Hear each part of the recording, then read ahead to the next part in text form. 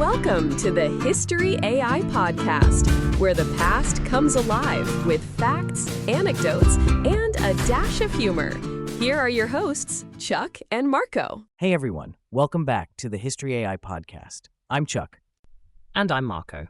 And before we open the creaky door to today's story, do the thing that keeps this show alive and thriving. Hit subscribe and leave us a 5-star review. 5 stars, not 4.5 cosmic stars. Not I would, but I'm busy. 5. A 5-star review helps the podcast grow, like genuinely. It tells the apps, hey, more people should hear these two talk about history like it's a campfire story. And remember, every episode is evergreen, meaning you can listen whenever you find us. Today, next month, 5 years from now, and it still hits. Also, stay tuned after the episode for the original song Stone Over the Mouth. Also, if you want to suggest topics, you can message us on social media. And yes, we have new merchandise. There's a link in the show notes. Now, today's episode is one I've been excited about because it's got everything. A weird castle, a spooky legend, a chapel with unsettling art, and a reputation that basically screams, please do not open this door. We're going to the Czech Republic, historically Bohemia, to talk about Houska Castle. Or as I like to call it, architectural red flag, the fortress. So let's set the scene properly. You're in the Czech Republic, in the old historical lands of Bohemia, and you've left behind the busy rhythm of Prague. The roads start to narrow, the traffic thins out, and the landscape gets that quiet, layered look. Fields that give way to tree lines, little villages tucked into dips in the countryside, patches of forest that feel older than the road cutting through them. You know that feeling where the modern world starts to soften at the edges? Like the noise gets turned down a notch and everything becomes more deliberate? Exactly. And then you reach this area north of Prague, where the terrain begins to change. It's not mountain drama, not postcard Alps, more like rugged upland. There are rocky outcrops, thick stands of trees, and the kind of uneven ground that makes you understand why people a long time ago looked at the land and thought, yeah, something could be hiding out here. And then you catch it, Houska Castle. Not with a big fanfare. It doesn't pop up like a theme park reveal. It sort of asserts itself. Stone walls in a pale, weathered color, rising from the rock like it grew there. A couple of towers that look practical more than decorative.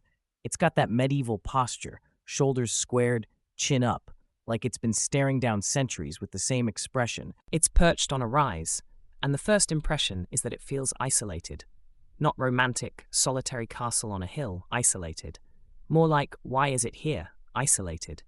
Because you can usually look at a castle and immediately see the logic. You go, oh, it controls the river, or that's guarding a pass, or that's watching a trade route. Houska doesn't hand you that explanation. It's like meeting someone at a party who's dressed for a totally different event. You're like, okay, either you know something I don't, or this is about to get weird. And when you get closer, the details only deepen that feeling. The walls feel thick and purposeful, like they were built for endurance, not elegance. The stone has that uneven texture of age, blocks that have seen weather, repairs, maybe a few hurried reinforcements. Openings are tight. Windows aren't big and welcoming. They're controlled, measured. The whole place gives off this sense of being shut, sealed, contained. Like the building itself is holding its breath. And even the surroundings play into it. It's not sitting in the center of a bustling settlement. It's not wrapped in the reassuring noise of daily life. The forest is close enough that you can imagine how it would have looked centuries ago, darker, thicker, less touched. The kind of woods where sound travels strangely, where you can hear a bird call, and it feels like it's coming from the wrong direction. That's the thing. Some places don't need ghosts to feel haunted. Sometimes geography does it for free. Right? And then there's that extra layer, because Houska isn't just old. It feels intentional in a way that's hard to describe, like it wasn't built to show off, and it wasn't built to invite. It was built to stand, to mark something, to sit on that rocky spine and say, this spot matters. And that's where the curiosity kicks in, because the mind starts doing what it always does. It tries to solve the riddle. Why here? Why this shape, this posture, this sense of closure?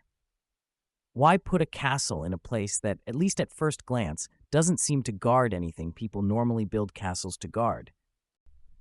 And when you don't get an easy answer, that's when stories rush in. That's when the landscape stops being just landscape and starts being a stage. Because Houska Castle doesn't just look like a medieval fortress. It looks like a lid. And once you have that thought in your head, the next question is unavoidable. What's underneath? And that question, what's underneath, brings us right into the story that refuses to let Houska Castle just be a castle. Because the most famous legend attached to this place doesn't begin with kings or battles or noble feuds. It begins with a hole. Not like a we're missing a few roof tiles hole, a problem hole. The kind of hole that makes a whole community collectively agree we do not go near that. The tale goes that long before the castle's walls rose up from the rock, there was a deep chasm in the ground, right around where the castle now stands. And not deep in the normal sense, deep in the this shouldn't be possible sense. People said it was bottomless. Which is the exact word you use when you don't have an explanation, but you do have fear. Right? The story says villagers tried the obvious things, throw stones into it, drop debris, listen for impact, but the sound either never came or came back wrong, too faint, too delayed, too distorted to feel natural. That's the kind of detail that makes a legend stick, because it taps into something really basic. You want the world to behave predictably. You drop something, it lands. You shout, you hear an echo. When that chain breaks, your brain starts drafting supernatural paperwork. And over time, the chasm becomes more than a geological oddity. It becomes a boundary, a place where rules weaken. In later retellings, it's not just a hole in the earth, it's a doorway, a passage to something beneath. And that's where the phrase shows up. People calling it a gate to hell, which, to be fair, is both dramatic and extremely effective as a public safety sign. Exactly. Because even if you're not religious, even if you don't believe in literal hell, you still understand the vibe. This is not a place you mess with. And what makes the Houska legend so creepy is that it flips the usual castle purpose on its head. Normally, castles are about keeping enemies out, but the story here is that the castle was built to keep something in. Like a seal, like a plug, like medieval engineering meets spiritual emergency response. Sir, we have a situation. How bad? We believe the ground is opening. Okay, get me my best masons. And then comes the part of the legend that always gets repeated because it's so vivid you can practically see it. Supposedly, to test the pit. Or maybe just because people are people, and someone always suggests something terrible, prisoners were offered a bargain. If they agreed to be lowered into the chasm and came back alive, they'd be set free. It's one of those deals where you immediately know the fine print is, if you die, you're not going to complain about it. Exactly. And the story says one prisoner actually accepted. They tied a rope around him, and they lowered him down into the darkness. Which already know. That's where the story ends for me. I'm tapping out. I'm going home. But in the legend, they lower him, and for a moment there's nothing. Just rope sliding, tension, people staring into a dark opening that doesn't give anything back. And then very quickly he begins screaming. Not like I'm uncomfortable. Like something is happening that my soul cannot process. That's the tone, yeah. The kind of screaming that makes the crowd panic because it doesn't sound like pain alone. It sounds like terror, shock, confusion, the whole nervous system short-circuiting at once. And then what? They pull him up? They haul him back. Everyone bracing for, I don't know, claws or smoke or some cinematic horror moment. But what they get is arguably worse. The prisoner is alive but transformed, said to have aged drastically in a very short time. Hair turned white, face lined, expression broken. That's such a specific kind of horror because it implies the pit doesn't just threaten your body. It threatens your time, your mind, your narrative. And the prisoner, again in the story, can't really explain what happened in a coherent way. Either he babbles, or he refuses to speak, or he only says fragments. The point is, he saw something down there that the human brain wasn't built to understand. Which is folklore's way of saying, don't ask, don't dig, don't go looking for a rational explanation. It's a story designed to close curiosity. And that's the irony, because it does the opposite. It feeds curiosity. Because if you tell people there's a place you shouldn't look, people immediately want to look. Especially if you tell them a castle was built on top of it like a lid. Because now the castle isn't just a building, it's a response, it's evidence, at least emotionally, that something happened here that was worth sealing. And once that idea gets planted, everything about Houska starts to feel like it's part of the same warning. The way it sits alone, the way it looks closed, the way it feels like it's standing guard not against an invading army, but against the ground itself. Which brings us to the question we always have to ask with legends like this.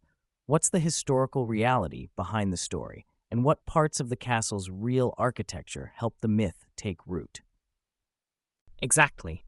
Because if you're standing there today, you can still point to features that people use as anchors for the tale. All right, so let's take a breath and put our history hats on for a minute.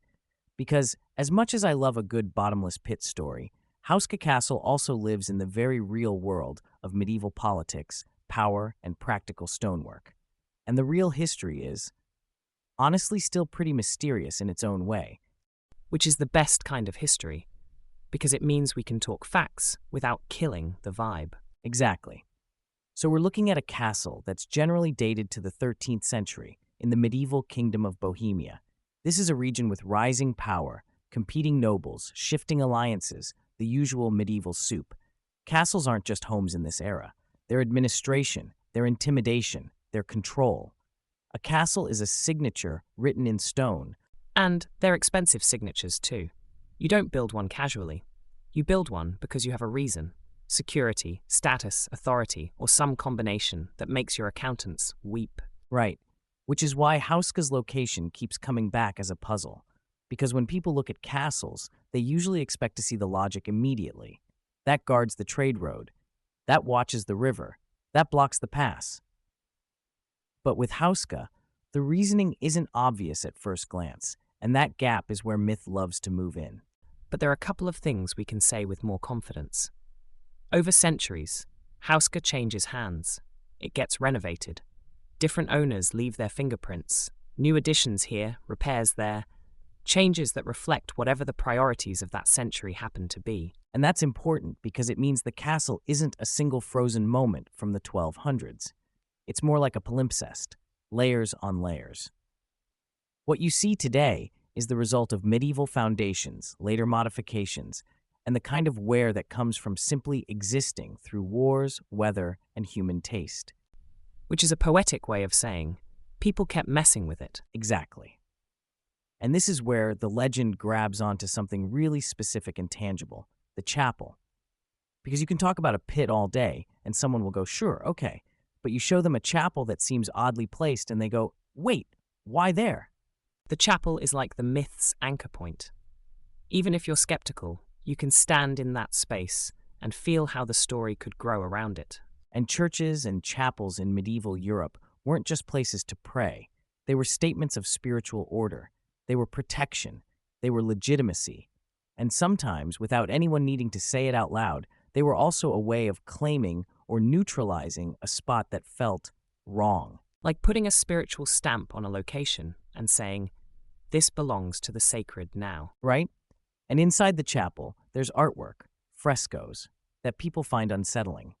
Not because medieval art is always creepy, although let's be honest, medieval art can be unintentionally horrifying, but because some of the imagery doesn't fit what visitors expect from a comforting religious space. There are figures that people interpret as strange hybrids, almost monster-like, and whether that was symbolic, cautionary, or just the style of the era, it gives modern visitors a jolt. Because you walk in expecting calm saints, and you get something that feels uneasy. It's like the chapel is doing two things at once. On one hand, this is holy ground. On the other hand, and here is a visual reminder that unholy things exist, which is basically the exact emotional cocktail you need for a gateway legend to stick around. And there's another detail that's worth chewing on. A castle's design usually makes sense if you think like a military engineer. You want sight lines, you want access to water, you want defensible approaches, you want supply lines. Houska has always seemed odd because it doesn't scream perfect fortress for conventional warfare. That doesn't mean it was useless, just that it doesn't immediately explain itself the way other castles do. Right? And when a structure doesn't explain itself, people explain it for you. They turn I don't know into I know exactly what it is. That's folklore in a nutshell. And sometimes the folklore is more emotionally satisfying than the real answer. It was built over a pit to seal a gateway is a cleaner story than it was built because of local power dynamics and land claims and medieval logistics. Totally. But here's the fun part. Even if the literal gateway isn't real, the way people react to Houska is real. The legend is a historical artifact in its own right, evidence of how a place can generate meaning beyond what the original builders intended. And the castle itself becomes this perfect meeting point between two kinds of truth.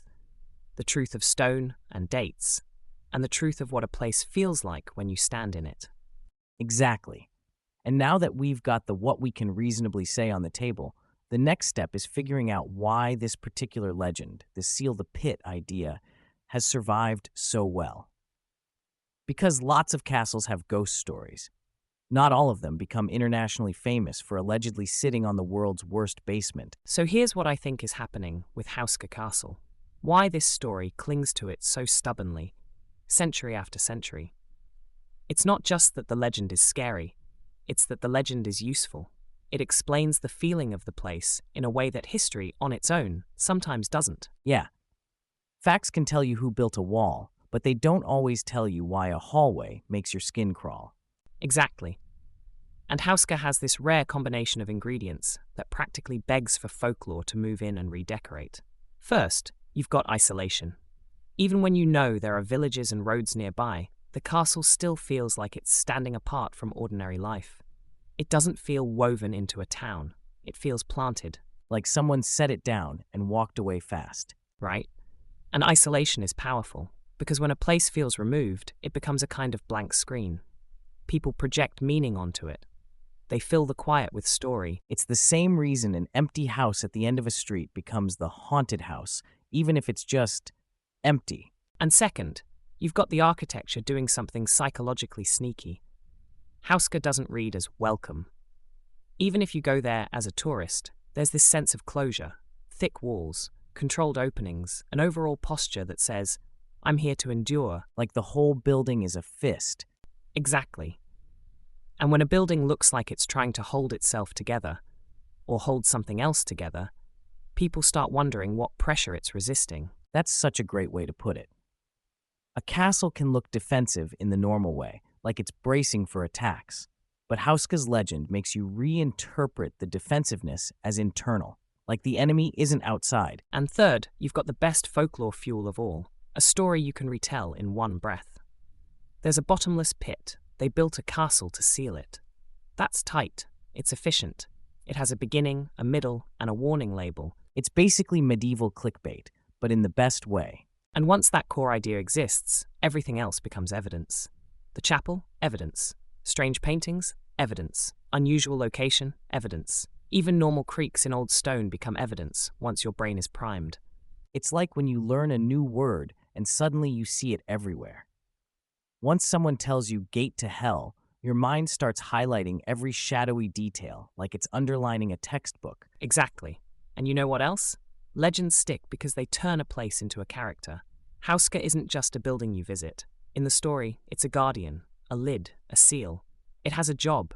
And that job gives it personality. It becomes almost heroic in a weird way. Like, thank you, castle, for keeping the nightmare contained. Right. It reframes the whole structure. Instead of being a relic of feudal power, lords, taxes, hierarchy, it becomes this community protector in the myth. That's compelling. That's emotionally satisfying. And it also makes the legend easier to preserve.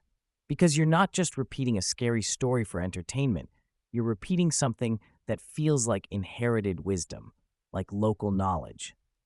Don't mess with this place. And then there's the medieval worldview piece, which people sometimes forget. In the Middle Ages, the universe isn't just physical. It's layered. Heaven above, earth in the middle, underworld below. Whether you take that literally or symbolically. So a deep, mysterious hole in the ground isn't just a natural feature. It's conceptually loaded. It's a crack in the map of reality. Exactly. And what do humans do with cracks? We patch them. We name them. We build stories around them, so the world feels whole again. And we build chapels on them, apparently. Especially chapels. Because placing something sacred over something feared is a kind of cultural technology.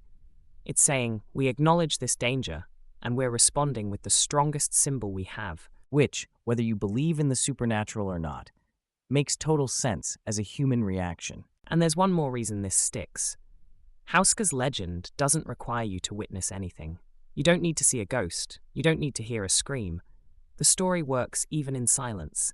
In fact, silence makes it work better. Because then the listener supplies the sound effects in their own head.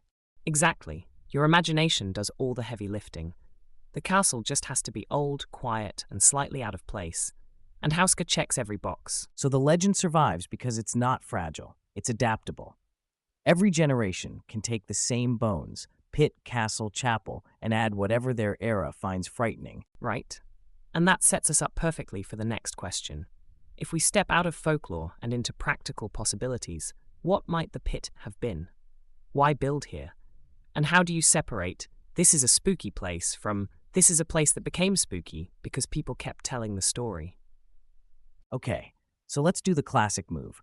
We take the legend seriously as a story, but we don't take it literally as a blueprint for reality.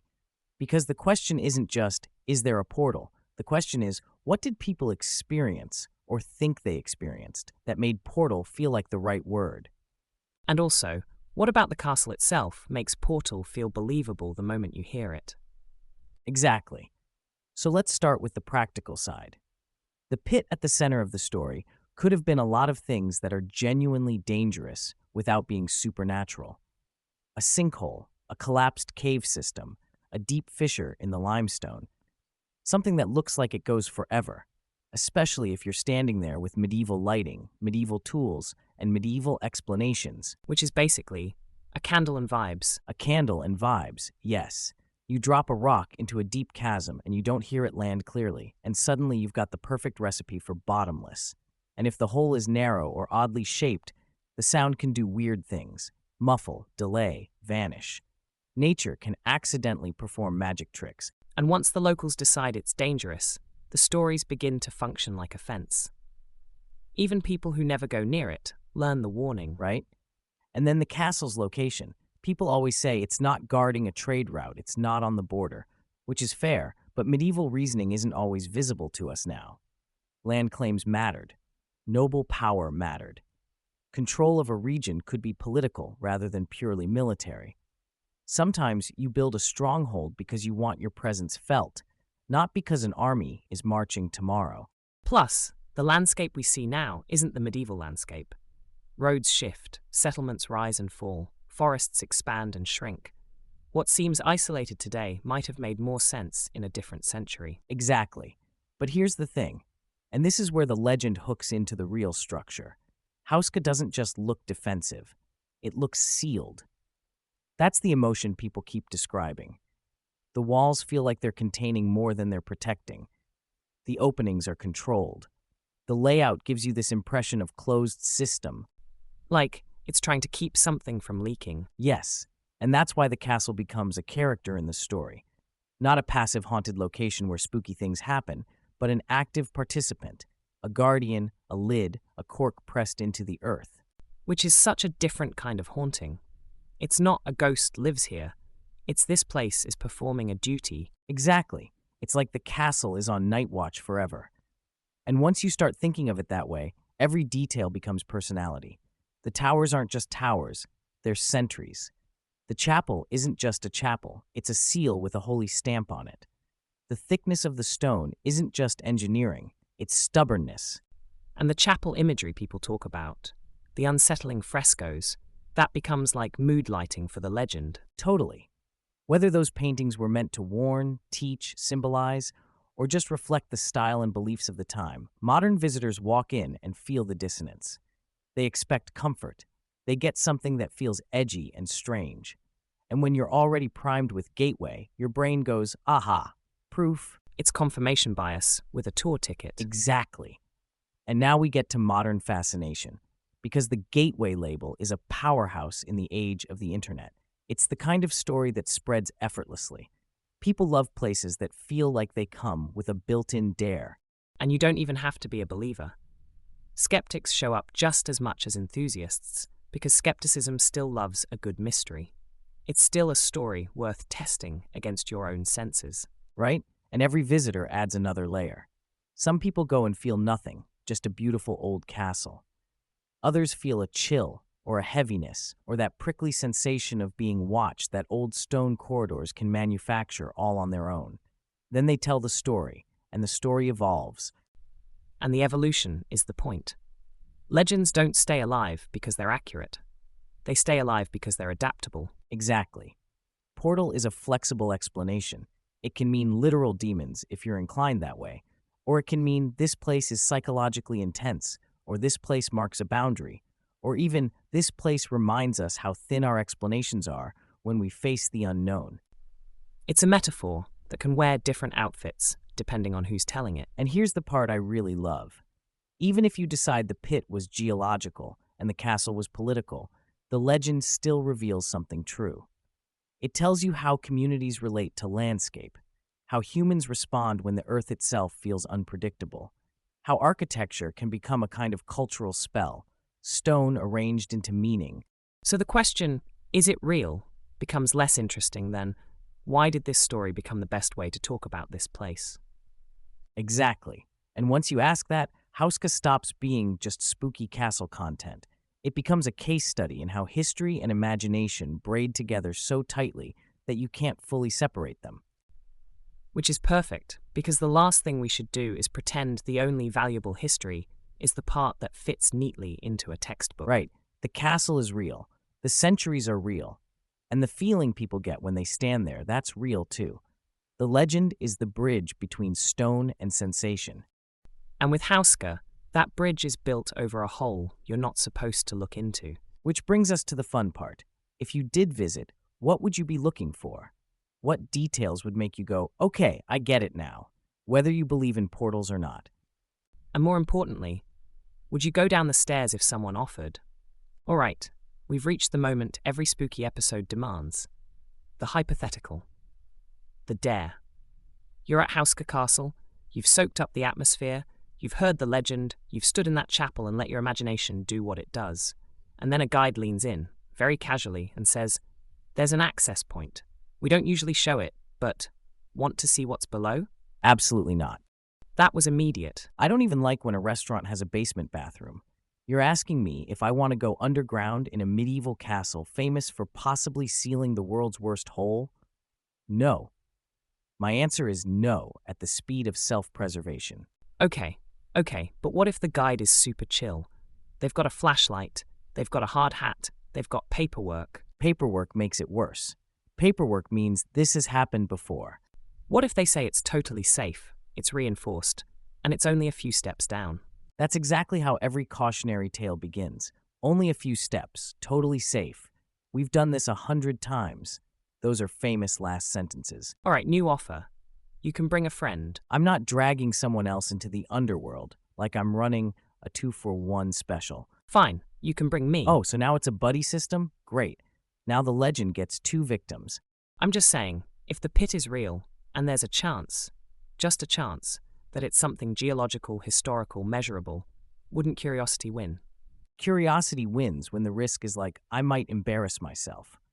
Not when the risk is, I might come back with my hair white and my soul on airplane mode. You're no fun. I'm plenty fun. I'm just fun above ground. Here's the real reason I ask, though.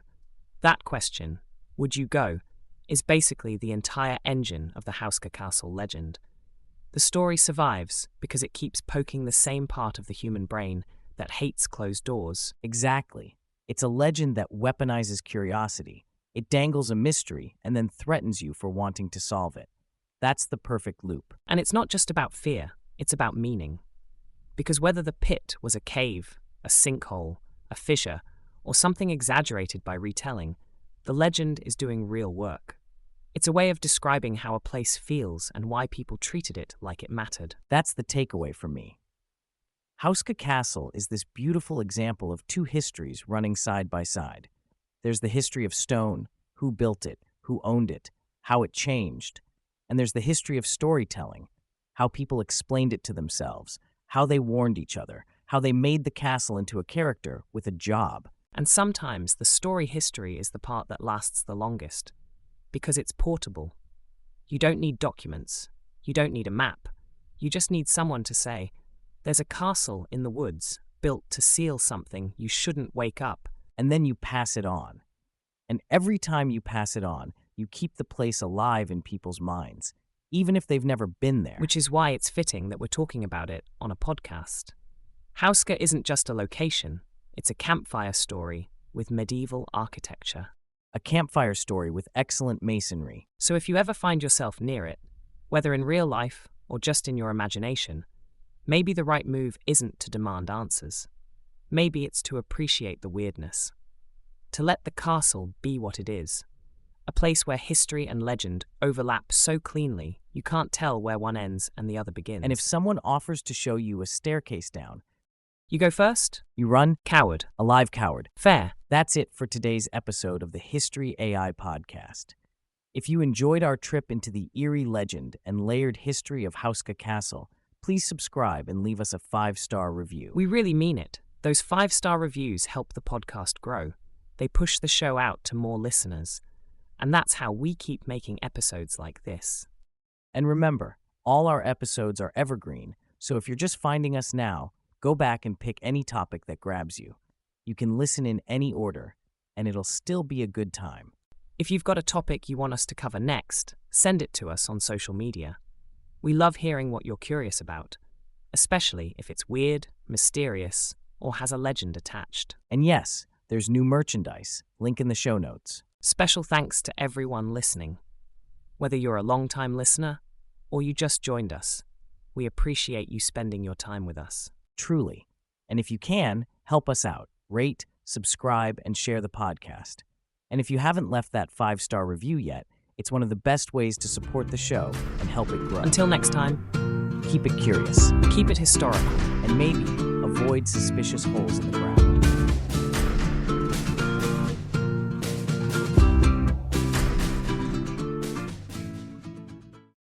They built you where no road would go. No river sang, no fields would grow. No crown to guard, no war to win. Just broken ground and something thin between the world we swear we know and what breeds underneath the stone. No kitchen fire, no well for thirst. No reason here which makes it worse. They raise the walls, not facing out, but pressing down to seal the mouth of something old that learned our names before we ever learned to pray. The forest leans in close at night like it's afraid of candlelight, and every shadow knows its place inside the cracks of God's disgrace. Lay the stone over the mouth, say the words, don't let them out. If hell is real, it's not below, it's clawing up from long ago. Nail the cross into the floor, hear the knocking through the door. Pray the walls can hold it still. Stone over the mouth until, stone over the mouth